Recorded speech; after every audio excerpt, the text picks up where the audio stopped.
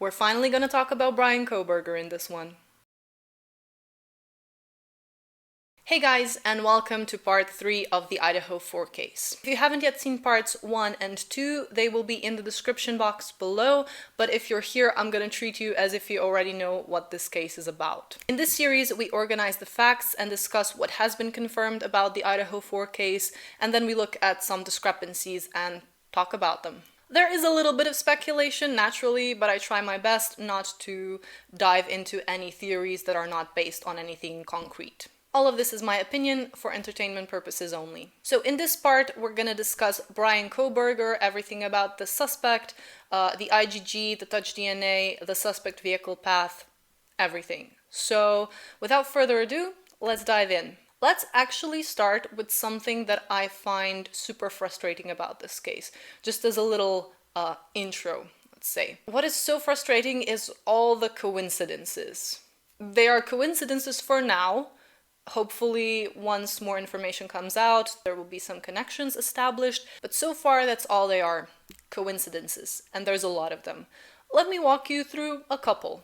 The fact that DoorDash was delivered, allegedly just minutes before the crimes took place. The fact that Maddie and Kaylee were calling JD so many times, both of them, right on that night, an hour or so before they lost their lives. Why on that particular day? Why so many times? We went and investigated Adam. What did you tell Adam? Adam is about her trying to get back with Jack. Adam is about her trying to get back with Jack. The fact that Kaylee allegedly thought she had a stalker a couple of weeks before her life was taken. I know the police investigated this rumor and apparently they found nothing about this alleged stalker. But still, it's a little bit suspicious if she did think that. Just more or less, I made a joke about them being in a group, and they just said, yeah, you know, one of our friends, and motioning to Kaylee that she'd been stalked recently. This is apparently something that Kaylee had tons of issues with. Apparently, she always had somebody who's constantly walking behind her like that. So I asked him, like, is it at school? And she's like, no, when I'm at night, going out to the bars or coming back from the bars. So that's crazy. How long before the murder about was that? 3 weeks. The fact that Kaylee had all but moved out and basically only returned to 1122 King Road for that weekend when she lost her life. The fact that Ethan was staying with Xana at the house on that particular night. The fact that the police happened to be about a minute away from 1122 King Road, stopping and interrogating a couple of young men less than an hour before the crimes happened. They were so close in time and in proximity. The fact that the roommate, DM, opened her door about 3 times in the span of roughly 17 minutes, and the first 2 times she saw nothing and heard nothing, that's suspicious, but on that 3rd time she opened her door right in the exact moment when the perpetrator walked past her and out the sliding glass door. What are the odds that she opened her door at that exact time? And she could see him, but he couldn't see her. I don't have answers, I'm just putting out this food for thought. Can there be so many coincidences, or are these just dots, or some of these dots that need connecting? Let me know. But for now, let's move on to the suspect. I mentioned in part 1 how the first police press conference seemed to indicate that they knew from the get-go that they were looking for one person and one person only. Of course, this makes sense when we consider that they had DM's statement and they were probably looking for a person that matches her description. One of the people there saw one person leave, but does that imply that there were no others? I'm really curious about this one. How were they so sure, if they were sure? And so yeah, then they got to Bryan Kohberger. We're gonna check how exactly in a minute, but first I want to start with this. This person, the suspect, seems to be such a paradox. On the one hand, we are trying to claim that he was so smart and calculated, that he stalked the victims potentially, that he planned all of this so very carefully, right? He left nothing, almost nothing behind. None of the victims got his DNA on themselves, under their fingernails. He swooped in like a ninja and took out 4 people in around 15 minutes or less. At the same time, we're trying to claim that he is so dumb that he took his own car to the crime scene, that he brought his phone to the crime scene. And considering that Bryan Kohberger is a student of criminology of all things, cloud-based forensics, he has a degree in cloud-based forensics, and he brings his own phone to the scene? Like, come on, that doesn't add up, does it? He's either really smart or really dumb, but he can't be both. And to add to that, he left 2 people behind. I know people have argued that the perpetrator was probably so tired after dealing with 4 people that he just didn't have the energy physically to take out more people. That's why the 2 surviving roommates survived. Going back to, the idea that this was a carefully planned crime, wouldn't that imply that you at least know a couple of basics about the people and the place that you are attacking? I'm allowing for the possibility that maybe Ethan was a surprise since he didn't live there, but if you're carefully planning a crime, wouldn't you do your homework and check, first of all, how many people live in that house, and B, how many people are at the house at the time when you're planning to break in? Leaving behind the knife sheath, okay, that's sloppy, but that can happen whether the crime is planned or not. It doesn't necessarily tell us anything about the intelligence of the perpetrator, just that perhaps something unexpected happened. But the car, the phone, these seem like the most basic mistakes that even lay people would avoid who were trying to commit a crime, let alone a PhD student of criminology. And look, let me just state this. I don't know if this guy is guilty or not. I'm allowing for both possibilities. I genuinely hope they have the right guy, because if they don't, then, well, then what, right? And I just hope that they will, the pieces will fall into place once more information comes out. Okay, now, step by step, how did they get to Bryan? Let me first guide you through the part of the PCA where the suspect vehicle path is described. Basically, suspect vehicle number 1 makes 3 passes in this little area starting at 3:29 a.m. We don't know exactly how long the vehicle drives around, but it leaves via Valenta Drive, and it apparently doesn't return to the King Road neighborhood until 4:04 a.m. So the first question is, of course, where is this car in these 30 minutes from 3:29 to 4:04? What's it doing? Where is it driving? Where exactly is it? But then things get weirder, because the car comes back at 4:04 a.m. and it drives past 1122 King Road, turns at the Queen Road Apartments, goes back towards the house, where it attempts to park or turn in front of it unsuccessfully, goes down to the intersection of King and Queen, which, by the way, we all know how confusing these road names here are. It makes a 3-point turn here and drives back towards the house. And again, we don't know where the car is exactly until 4:20 a.m. when it is seen speeding away from the neighborhood. These weird twists and turns, to me personally, seem more like a resident trying to find a parking spot, or someone who doesn't know the area and is completely lost. Definitely not someone who knows which house they want to break into, and they want to do this in a sneaky, stealthy way.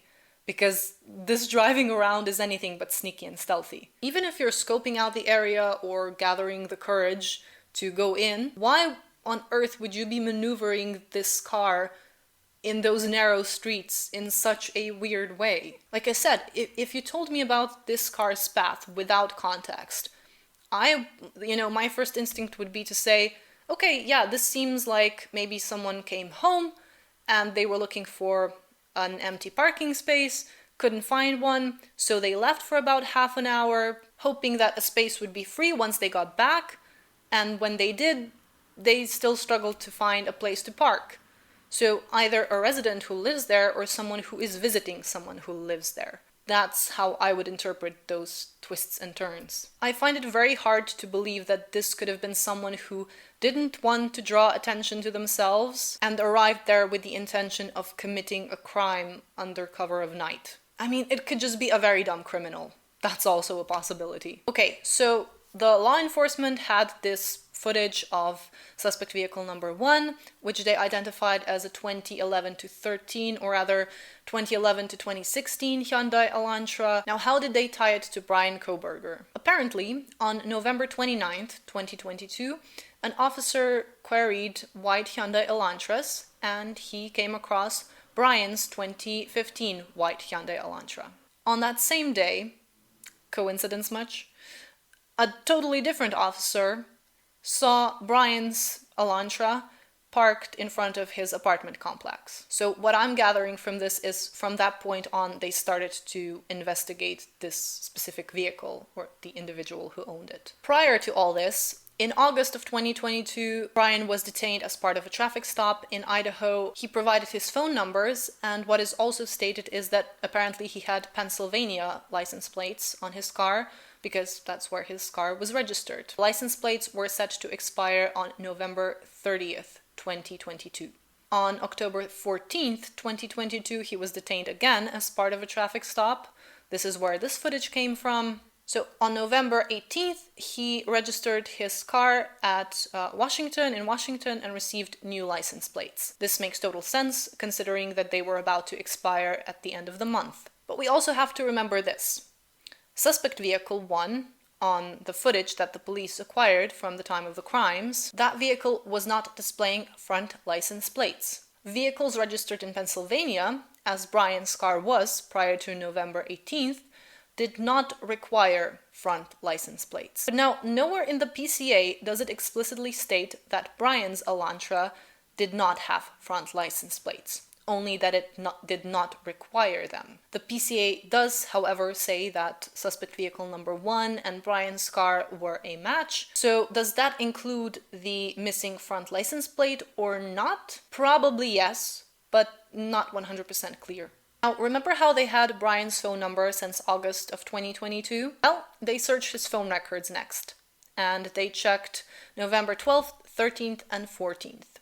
The phone was pinging at a location that was consistent with Bryan's apartment. At 2:47, the pings were consistent with the phone leaving the location and going south. At this time, the phone also stopped reporting back to the network. This means that it was either put on airplane mode, turned off, or that it was in an area without coverage. The phone first reports back at 4:48 a.m., 2 full hours later, in a location near Blaine, Idaho, on State Highway 95. Then at approximately 5:30 a.m., the pings are consistent with the phone returning back to Bryan Kohberger's residence. There were also 12 other pings in the Moscow area of Bryan's phone in the span of 6 months, between June 2022 and the time of the crime, November 2022. A ping did also connect to Moscow cell tower on November 14th, but the police do not believe that Bryan was in Moscow on that day.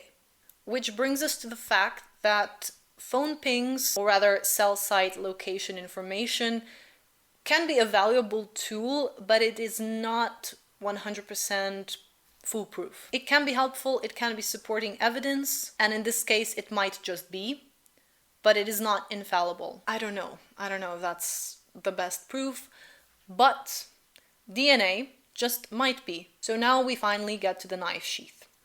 As we know, the police found a 10 knife sheath next to Maddie's body at the crime scene. On that knife sheath, on the button snap, was touch DNA. Now, touch DNA is recovered from skin cells that are left behind after a person touches an item, like an article of clothing or a weapon. Touch DNA is, again, not the most reliable or not the best type of DNA to have at your crime scene if you want to arrest someone, if you want to accuse someone of murder. This DNA on the knife sheath got linked to Bryan Kohberger with the help of IGG, Investigative Genetic Genealogy. I'll summarize what this is in layman terms. If you're a little bit more versed in this field and you hear me say something wrong, feel free to correct me in the comments below. Investigative genetic genealogy is a practice that allows experts to use genetic information that was acquired from genealogy databases for identifying suspects or victims in criminal cases. This is a useful tool so long as you have users who opt in willingly, who say, yes, I agree that my genetic information can be accessible to experts who are investigating various criminal cases. But there is apparently a loophole that allows genetic genealogists to also view opted out profiles in their research. Now, of course, that's a huge privacy and ethics issue, especially because some databases that specifically do not allow their databases to be used by law enforcement, by the police, for crime-solving purposes, and other databases like GED Match or Family Tree DNA have the option to opt in or opt out. But as the article states, opting in is the default, and it's not really obvious how to opt out. In the Idaho 4 case, according to my understanding, the IGG helped link the touch DNA on the knife sheath to a pool of potential matches. And that's how it pointed law enforcement in Bryan Kohberger's direction. Then, when the police already had Bryan on their radar in December of 2022, they collected trash from his parents' home in Pennsylvania. They tested it and confirmed that the DNA on the trash belonged to the father of the person whose DNA was found on the knife sheath. And once they arrested Bryan and had him in custody, they took a buccal swab from his cheek and they compared it to the DNA on the knife sheath, and it was a match. Now, if I'm understanding this correctly, the potential issue here is if there was anything shady in the way that IGG led law enforcement to Bryan, if any of those loopholes were exploited that I mentioned before, if things weren't done 100% correctly, then the whole case could potentially be thrown out, whether he's guilty or not. And that's why Bryan's defense team wants all the evidence for how exactly the IGG linked Bryan to the knife sheath, how exactly law enforcement got to Bryan. They want all the steps. But the problem is, law enforcement apparently doesn't have that information because due to privacy policy, all that IGG discovery was deleted after a match was made. Forensic genetic genealogy findings are considered more of a tip, therefore they don't need to be handed over. That's the logic behind it. The state is arguing that this IGG information won't be brought up in trial or won't be relevant in trial, but I think we can see how not wanting to or not being able to disclose your methods can raise some suspicions. Now, before I wrap this up, I decided that I will make one more video, a shorter one, which will kind of be like a theory of the most likely events, of the most likely scenarios, based on everything I covered in these 3 parts. It'll be a summary just to wrap everything up and put a nice little bow on top. Maybe if something groundbreaking happens, I'll talk more about that. But as for now, let me know your thoughts in the comments below. Thank you very much for watching, and I'll see you in part 4 next week.